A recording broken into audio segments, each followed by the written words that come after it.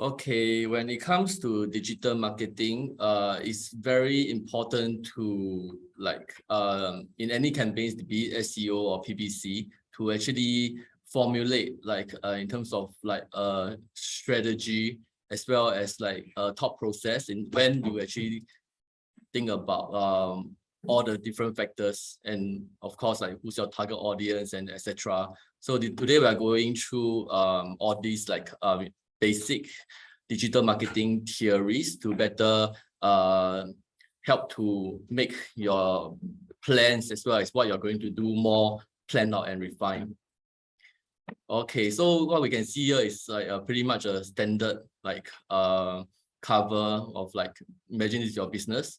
Imagine this you have a statement. When you start a business or you are actually employed as a digital marketer, you have to know what your company is doing, why they are there for, what's their purpose, to be even before that to know who our customers are and all this. So in the table of content, we see that there's quite a lot of different agendas and steps.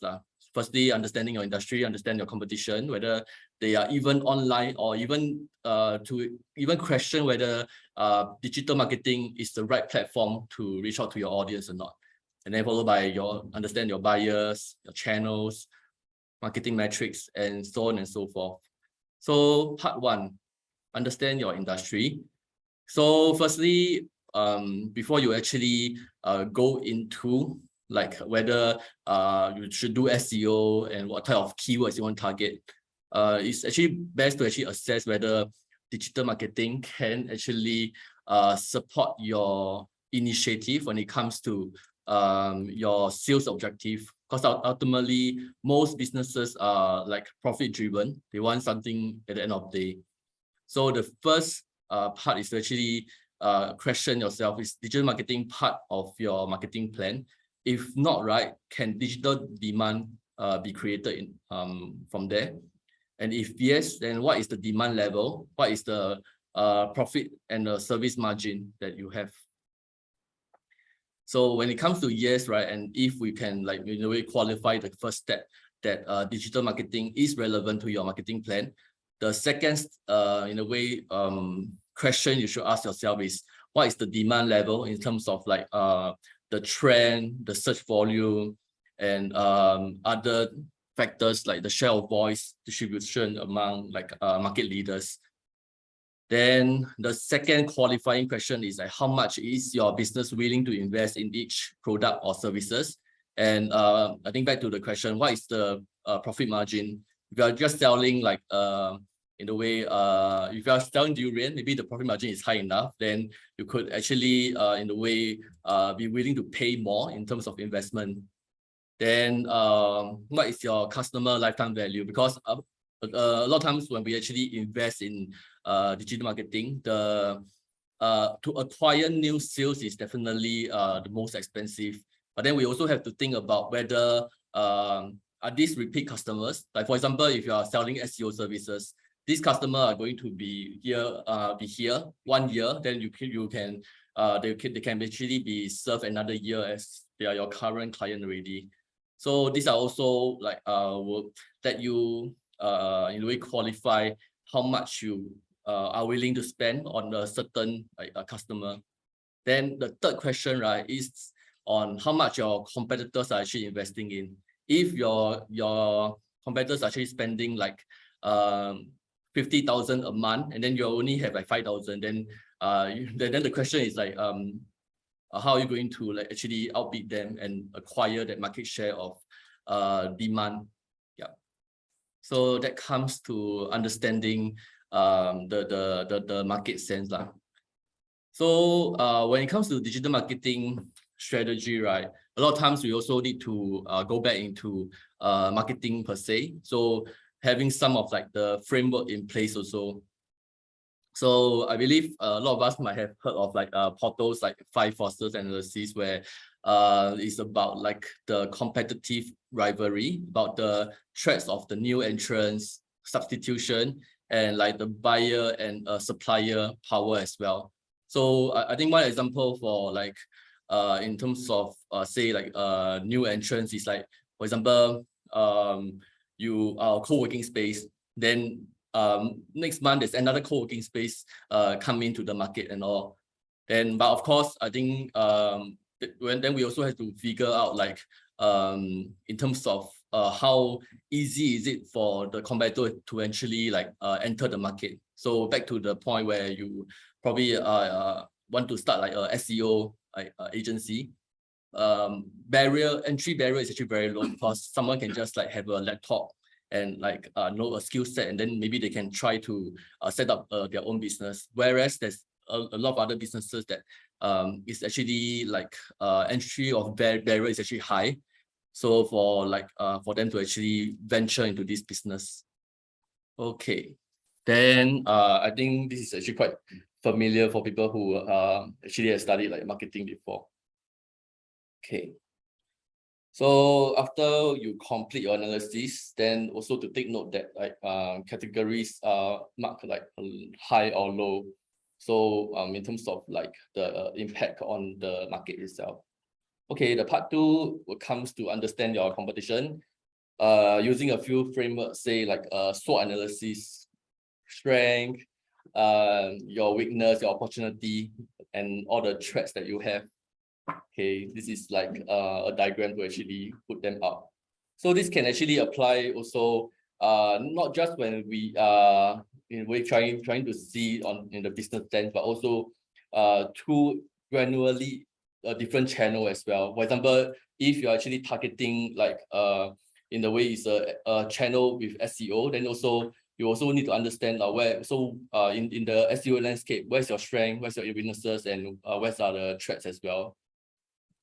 Okay, so understanding the buyer. So when we actually analyze the buyer journey, right? So we might also need to have some qualifying questions, like in the competitive market, right, where it's like high supply and high demand. So what are the typical first entry entrants for the buyers? And if it's like a non-competitive market, then how would the potential buyer actually get in touch with the brand in the first place? Then while you need to know where you stand in the industry, it's ultimately worth knowing where you stand in the eyes of your consumer and potential customers. Yeah. So I will go through this study quickly because all these are, I think, key marketing concepts. Yeah. So before you get to surveying your buyers, it's helpful to actually define your buyer persona as well. So by their name, their occupation, their age, as well as like who you imagine your ideal customer to be. Yeah.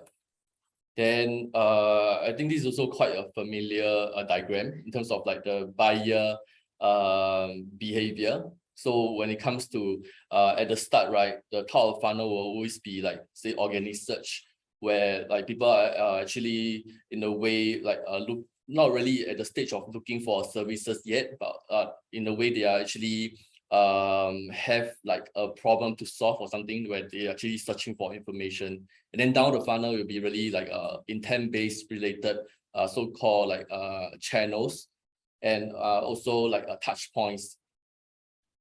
So understand your digital channel.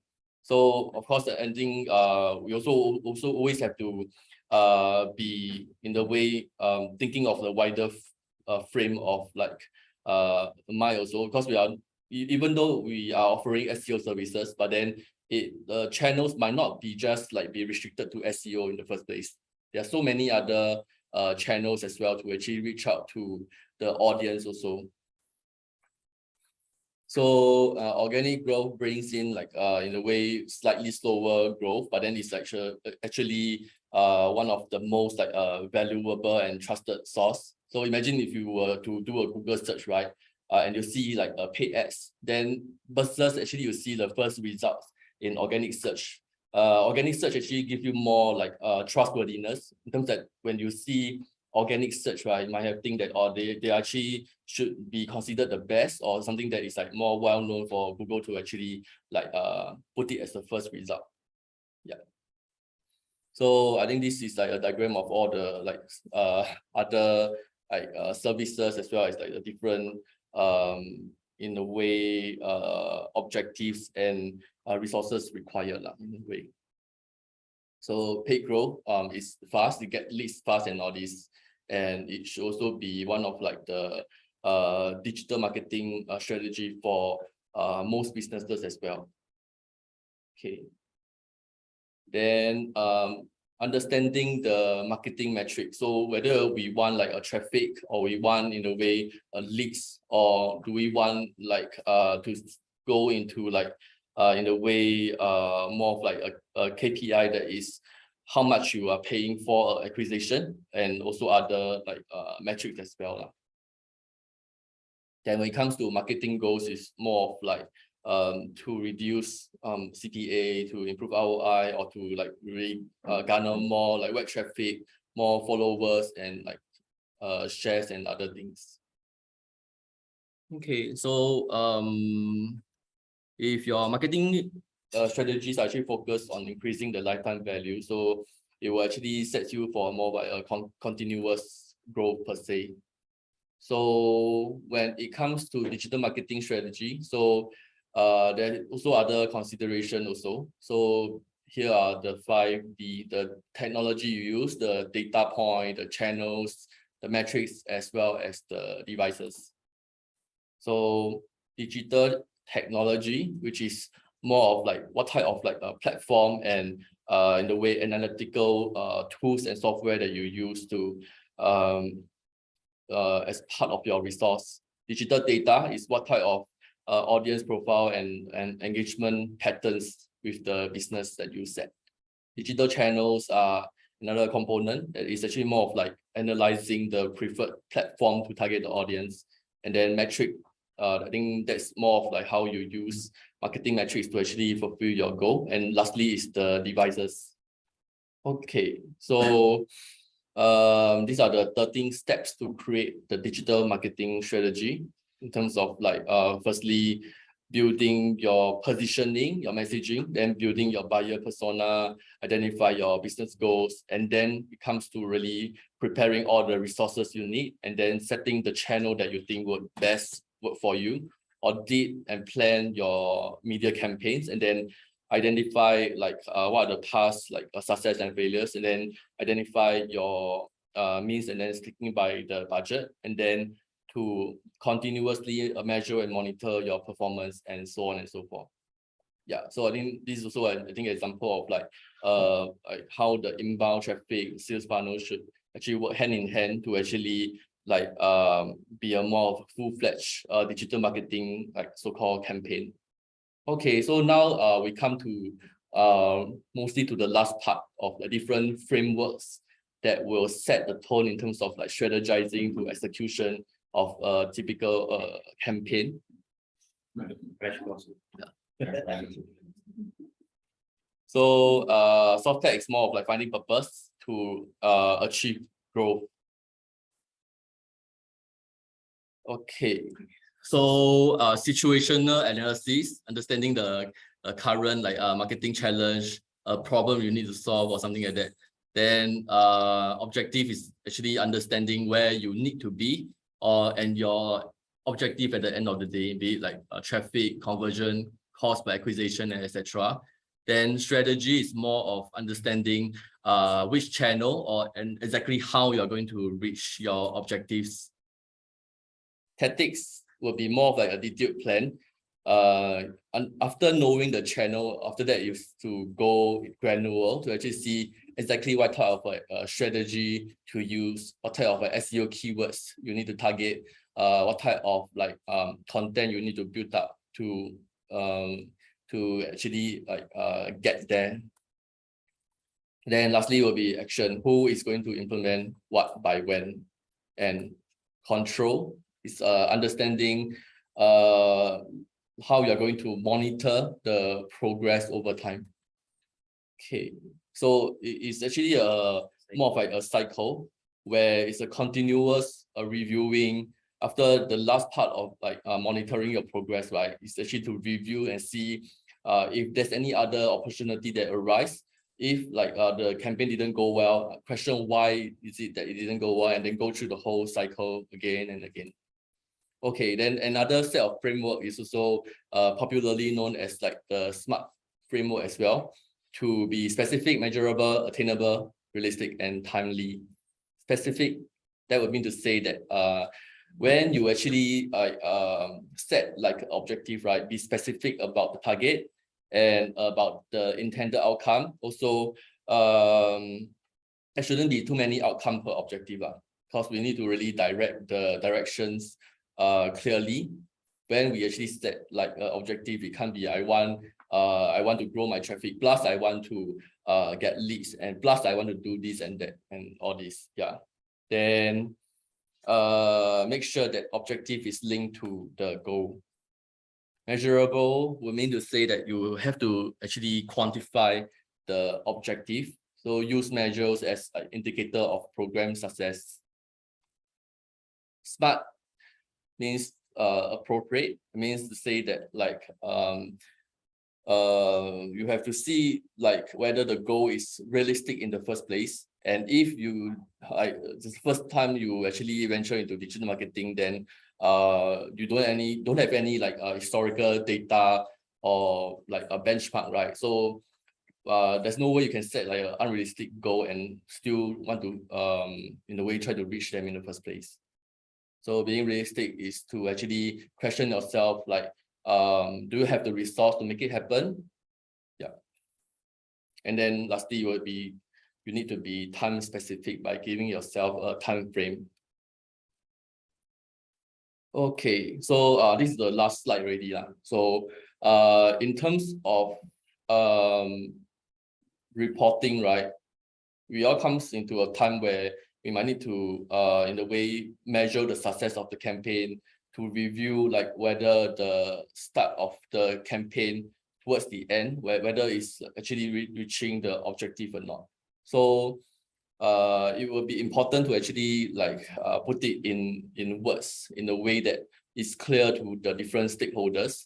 So if we see this slide, right, and okay, so this really like just a simple one-liner. Within 8 months, like company received like 280% growth in qualified leads across channel, with CPL drop just to $X instead of $X pre-engagement. I think that line itself actually really fulfill this like SMART framework.